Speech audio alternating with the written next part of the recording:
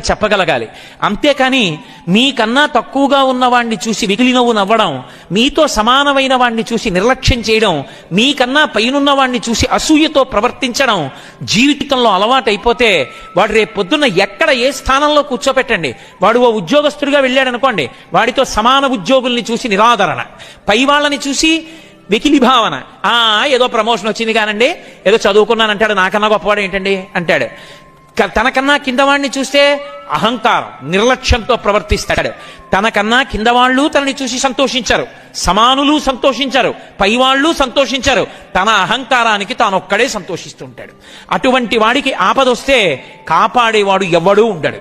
అందుకే జీవితంలో సంస్కారమును పొందుట అన్న మాటకు అర్థం ఏమిటి అంటే, తనకన్నా పెద్దలు కనపడితే గౌరవించాలి, తనతో సమానులు కనపడితే ఆదరించాలి, తనకన్నా కింద వాళ్ళు కనపడితే పరమ ప్రేమతో కూడుకున్నటువంటి భావనతో వాళ్ళ యొక్క అభివృద్ధి కొరకు ఆలోచన చెయ్యగలగాలి.